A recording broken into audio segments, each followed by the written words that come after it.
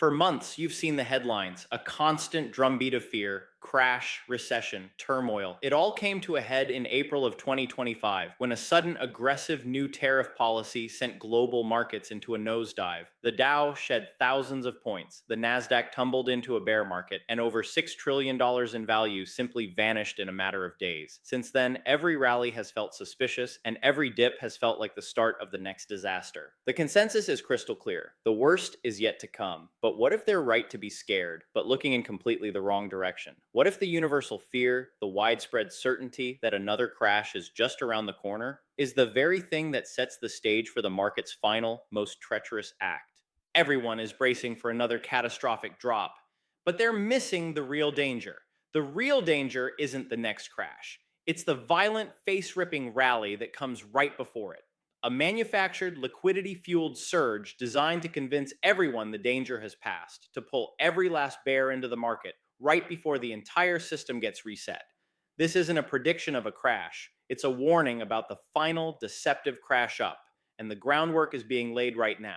To understand where we're going, you have to accept the reality of where we are in late 2025. This is not last year's market. The ground has fundamentally shifted beneath our feet. The event that defined this new era was the Liberation Day crash of April 2nd. When new sweeping US tariff policies were announced, it triggered a wave of panic selling across the globe. It was the largest global market decline since the pandemic induced crash of 2020. The numbers over just a few days were staggering. The Dow Jones Industrial Average lost over 4,000 points. The S&P 500 plunged about 10%, and the Nasdaq Composite fell 11%.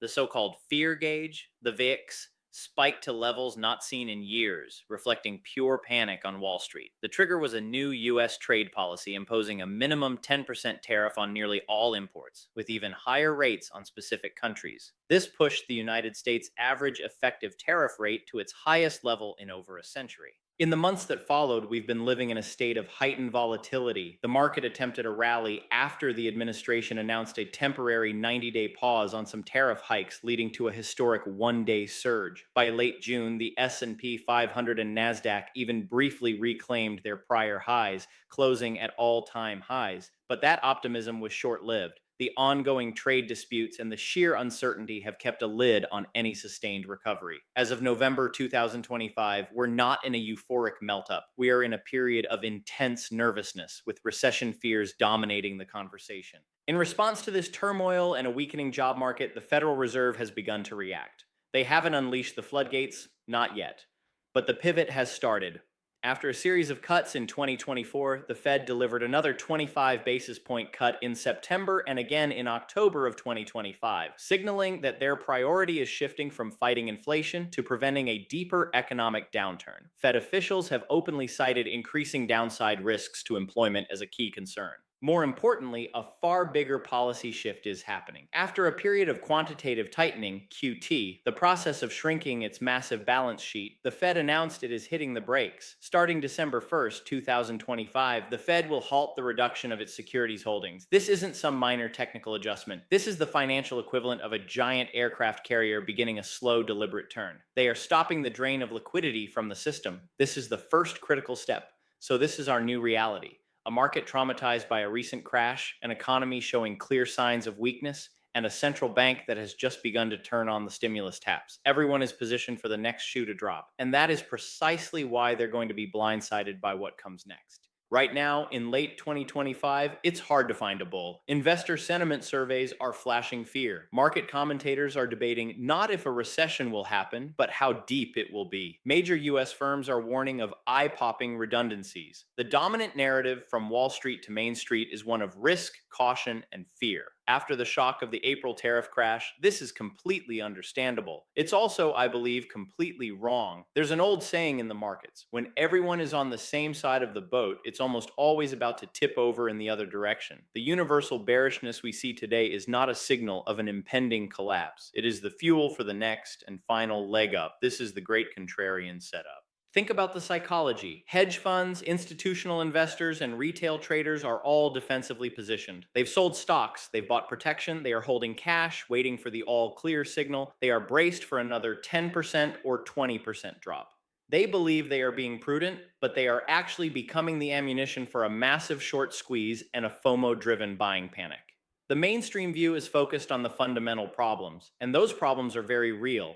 They see weakening consumer demand, spreading layoffs, and the ever present threat of escalating trade wars. They are looking at the economy from the bottom up and concluding, correctly, that it is fragile, but they're failing to appreciate the one force that can override all of that, at least temporarily: the overwhelming power of central bank liquidity. The greatest mistake an investor can make is to fight the Fed. And right now, the Fed is being pushed into a corner. The political pressure to avoid a pre election recession is immense. The financial system itself, addicted to low rates and abundant cash for over a decade, is showing signs of stress. The Fed's dual mandate is price stability and maximum employment. With inflation having cooled from its peaks and the job market now clearly faltering, their focus is shifting entirely to supporting employment and, by extension, the economy.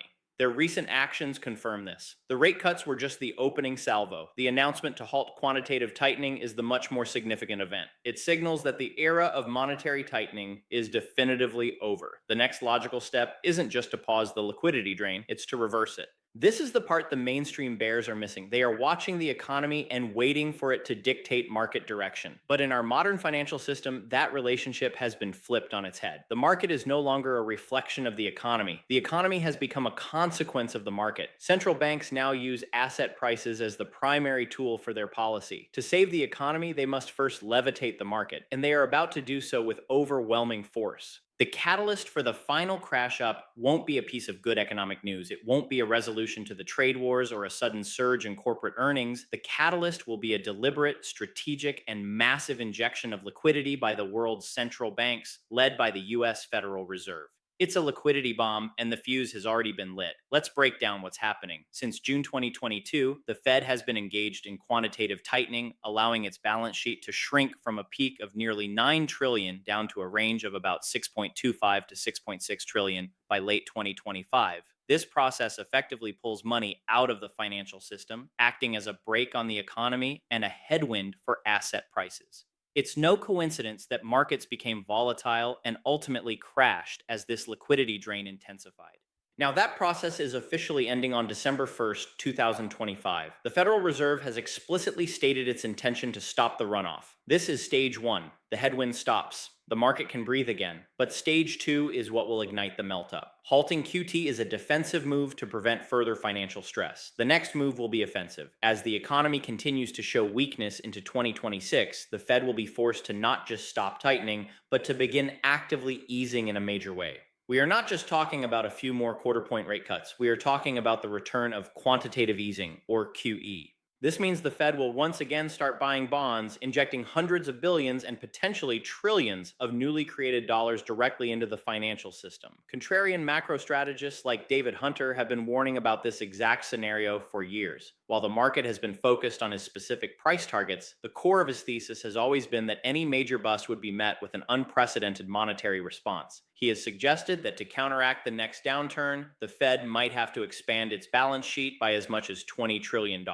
While that number may seem fantastical, the principle is sound. The response will be exponentially larger than the problem. So where does all this new money go? It doesn't go into the hands of average citizens to pay their bills. It goes directly into bank reserves. The banks, flush with this new cash, need to put it to work. They lend it to hedge funds. They lend it to corporations. They buy assets themselves. This liquidity cascades through the financial system, desperately seeking a return. In an environment where the real economy is weak, its primary destination becomes the stock market. This effect is amplified by another powerful force: corporate stock buybacks. Forecasts for 2025 project over $1 trillion in buybacks, a figure that could set a new all-time record. When the Fed starts injecting liquidity and lowering the cost of capital again, it makes it even cheaper for companies to borrow money to buy back their own stock. This creates a relentless price-insensitive bid under the market, particularly for the mega-cap tech stocks that dominate the indices. So you have a trifecta of explosive forces converging: First, the end of QT removes a massive headwind. Second, the inevitable launch of a new, larger round of QE provides the rocket fuel. And third, record breaking corporate buybacks act as a powerful accelerator. This is the liquidity bomb. It is not designed to fix the underlying economy. It is designed to create a wealth effect by driving asset prices higher at any cost. It is designed to spark the final, furious, and utterly deceptive melt up. If you don't want to rely on the YouTube algorithm to show you the next warning, I write a free weekly newsletter where I break down exactly what I'm watching, the key charts, the cracks in the system, and how I'm positioning for a potential crash up and crash down. If you want that in your inbox every week, there's a link in the description to join my mailing list. No spam, no hype, just one clear, actionable breakdown of what's really happening in the markets. And if you're at the point where you want personal help building a plan for this environment, there's also a link down there to apply for a one-on-one consultation with me, Tim. It's not for everyone. It's for people who are serious about protecting and positioning their money for what's coming next. All right, let's get back to the crash up and how it's likely to play out. This next rally, the final melt up, will not look or feel like a healthy bull market. It will be violent, erratic, and narrowly focused. It will be a crash up, a rapid vertical ascent in prices that feels more like a panic than a rational advance. Its very nature is designed to inflict the maximum psychological pain on anyone not participating. First, this will be a story of extreme narrowness. The gains will not be broad-based. Just as we've seen in previous rallies, the money will pour into a small handful of mega-cap stocks. The narrative is already written. Artificial intelligence. The AI revolution is the most compelling story in the market, a technological shift powerful enough to make investors ignore everything else. Companies at the center of this narrative, the Nvidias, the Microsofts, the Googles, will see their valuations swell to truly astronomical levels. They will become the entire market. This concentration is a feature, not a bug. It's easier to push a few trillion-dollar stocks higher than it is to lift the entire economy. The market will look incredibly strong on the surface, with the S&P 500 and NASDAQ hitting new highs, but underneath, the vast majority of stocks will be left behind, mirroring the struggles of the real economy. Second, the psychology of this melt-up will be driven by the fear of missing out, or FOMO, on a scale we have never witnessed before. Imagine your mindset in early 2026. You survived the crash of 2025. You prudently sat on the sidelines waiting for the dust to settle. Then, the Fed unleashes its liquidity bomb. The market begins to scream higher. At first, you dismiss it as a bear market rally, a bull trap, but it doesn't stop. The S&P 500 rips past its old highs. The NASDAQ seems to add 1,000 points every week. The talking heads on TV who were bearish just months ago are now talking about a new paradigm, a new roaring 20s driven by AI. Every fiber of your being tells you it's insane. The economy is weak, people are losing their jobs, and valuations are absurd. But every day you stay in cash, you are losing. You feel like you are being left behind. The pain of missing the gains becomes greater than the fear of losing money. This is the point of maximum capitulation. It's the moment when the last remaining bears, the people who were stubbornly and correctly pointing out the fundamental flaws, finally throw in the towel and buy. That is how market tops are made. The final crash up is a mechanism to ensure that there are no sellers left, that everyone is fully invested right at the peak. This is where contrarian analysts like David Hunter, who have long called for a parabolic blow-off top before an 80% crash, see their thesis play out. While the April crash may have altered the timeline, the underlying dynamic of a liquidity-fueled parabolic run remains the endgame. His specific targets, like S&P 8,000, may sound extreme, but they capture the essence of a melt-up, a rally that goes far beyond what anyone believes is rational, driven by pure speculative momentum and the forced capitulation of skeptics. This final surge is not a sign of economic health, it's a symptom of systemic sickness. It's the fever that breaks right before the patient collapses. The final fatal flaw of the coming melt-up is that it will be built on a foundation of sand. It will be a phenomenon confined entirely to what we can call the portfolio economy, while the paycheck economy, where the vast majority of people live, continues to crumble. This dramatic and growing disconnect is the reason the subsequent crash will not be a mere correction, but a full-blown systemic reset. The portfolio economy is the world of asset prices. It runs on liquidity, sentiment, and narratives. In this world, the Federal Reserve is an all-powerful god, capable of creating wealth with a few keystrokes. Corporate buybacks are a perpetual motion machine, driving stock prices ever higher. And the AI narrative is a magical force that makes impossible valuations seem plausible. This economy, which is what you see reflected in the S&P 500, will look spectacularly healthy during the meltup. It is a fiat market driven by belief itself. As long as the story holds, the fantasy continues. But then there is the paycheck economy. This is the real world of jobs, wages, and debt. And in this world, the story is one of profound and growing distress. While Wall Street celebrates, Main Street is running on fumes. Let's look at the evidence. The engine of the American economy has always been the consumer, but that engine is sputtering. The savings rate is near historic lows. To maintain their lifestyle, people have turned to debt, and credit card balances have soared. And now they are struggling to pay it back. While delinquency rates saw some improvement in mid 2025, they remain elevated. More troublingly, data from early 2025 showed that for the lowest income zip codes, the 90-day delinquency rate on credit cards had climbed to over 20%. This is not the sign of a healthy consumer. This is a population financially stretched to its absolute limit. At the same time, the labor market, which was the final pillar of strength, is showing serious cracks. We are seeing a wave of layoff announcements from major corporations that are no longer confined to the tech sector. Companies that depend on everyday consumer spending are being forced to cut workers because people have simply stopped buying as much. This is the vicious cycle that policymakers fear. Job losses lead to less spending, which leads to more job losses. This is the great divergence. The meltup will be a celebration for the owners of assets, the top 10% who own the vast majority of stocks. For them, it will feel like a golden age. Their portfolios will balloon in value, creating a dazzling illusion of prosperity. But for the 90% who rely on a paycheck, it will be a period of increasing anxiety. Their cost of living remains high, their wages are stagnant, and their job security is disappearing. The coming meltup will not fix this. In fact, it will make it worse.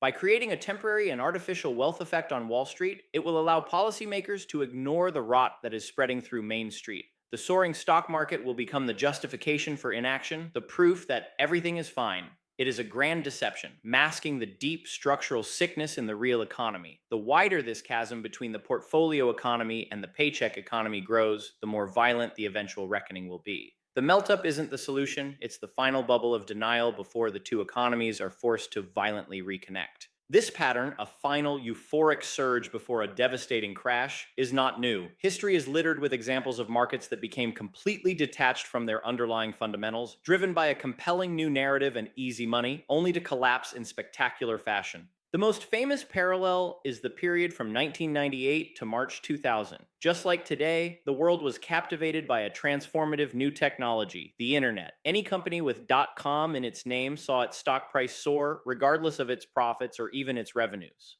The Federal Reserve, worried about the Y2K bug and the collapse of the hedge fund long-term capital management, provided ample liquidity to the system. This combination of a powerful narrative and easy money led to a parabolic melt-up in the NASDAQ, which doubled in its final year. Mainstream analysts declared a new era of permanent prosperity. They were wrong. The bubble burst in March 2000 and the NASDAQ proceeded to fall by nearly 80%, wiping out years of gains. We see echoes of that today. The AI narrative has replaced the dot-com narrative. The concentration in a few mega-cap tech stocks is even more extreme now than it was then. And the Federal Reserve is once again being forced into an accommodative stance, not because of Y2K, but because of the fragility exposed by the April 2025 crash.